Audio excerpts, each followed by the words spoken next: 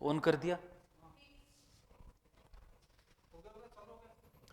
नमस्कार दोस्तों, आज है 30 जनवरी और 30 जनवरी को मनाया जाता है शहीद दिवस। अब इसके बारे में जानते हैं कि 30 जनवरी को शहीद दिवस क्यों मनाया जाता है।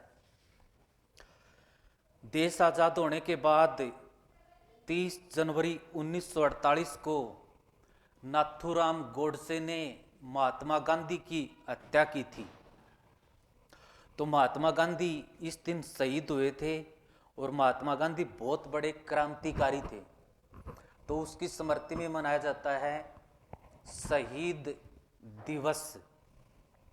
महात्मा गांधी की हत्या की थी नाथूराम गोडसे ने बिरला हाउस दिल्ली में, और उसके मुंह से निकले थे अंतिम शब्द हे राम, हे राम।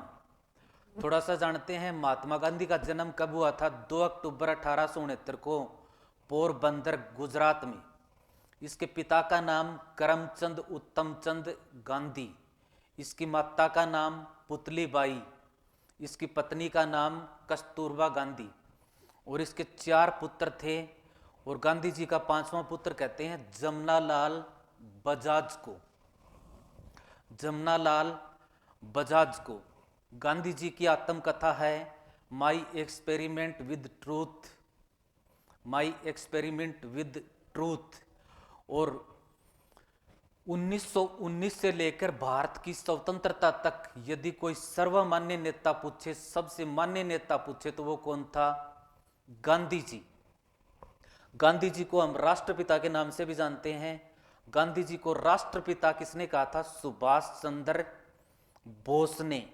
और गांधी जी को महात्मा किसने कहा था? रविंद्रनाथ टैगोर ने। और गांधी जी को बापू किसने कहा था? पंडित जवाहरलाल नेहरू ने। गांधी जी को भारत का सारथी किसने कहा था? मैथिली शरण गुप्त ने। और गांधी जी को अर्धनगन फकीर कहा था विंस्टन चर्चिल ने। और गांधी जी को मलंग बाबा कहा था खान अब्दुल गफ्फार खान ने। और अल्बर्ट आइंस्टीन ने तो गांधी जी के बारे में ये भी कह दिया था कि आने वाली पीढ़ियां शायद इस बात का विश्वास भी नहीं कर पाएंगी कि गांधी जैसा हार्ड मास का पुतला कभी धरती के ऊपर पैदा हुआ था। यानी पीढ़ियां ही विश्वास नहीं कर पाएंगी कि गांधी जैसा आदमी धरती पर कभी पैदा हुआ था। गांधी जी एक वकील थे। उन्होंने अपने राजनीतिक जीवन की शुरुआत की थी अंग्रेजों के सहयोग के रूप में, और भारतीयों ने प्रथम विश्व युद्ध में गांधी जी के कहने पर अंग्रेजों का साथ दिया था, क्योंकि अंग्रेजों ने कह दिया था कि प्रथम विश्व युद्ध में यदि भारतीय अंग्रेजों का साथ देंगे तो हम भारत को आज़ाद कर देंगे। लेकिन अंग्रेजों ने भारत को आज़ाद नहीं किया।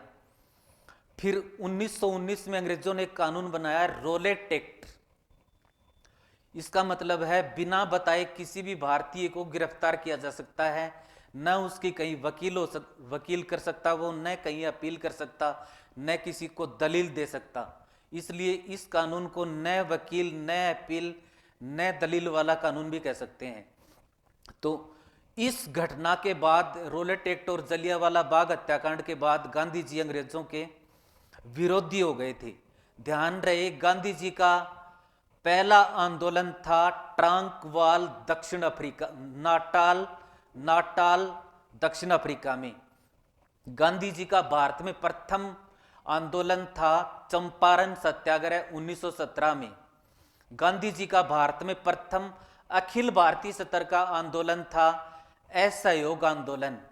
और गांधी जी के नेतृत्व में भारत में अंतिम आंदोलन था भारत छोड़ो आंदोलन, जिसकी शुरुआत हुई थी 9 अगस्त 1942 को। और गांधी जी ने इस आंदोलन के दौरान कहा था कि ये मेरे जीवन का अंतिम आंदोलन होगा। और गांधी जी ने इसी आंदोलन के दौरान नारा दिया था करो या मरो, do and die. Gandhi ji पर सर्वाधिक प्रभाव था गीता ग्रंथ का। उसने पवित्रता की भावना ली थी कुरान से, और श्रम की महत्ता की प्रेरणा ली थी बाइबिल से। इस तरह से गांधी जी की स्मृति में शहीद दिवस मनाया जाता है। कुछ जुड़ी हुई बातें आज अपने शहीद दिवस के ऊपर उससे संबंधित पढ़ी और देश को आजाद कराने के लिए जिन शहीदों ने, जिन वीरों ने, जिन वीरांगनाओं ने योगदान दिया, उन सभी को कोटि कोटि प्रणाम। जय हिंदुस्तान।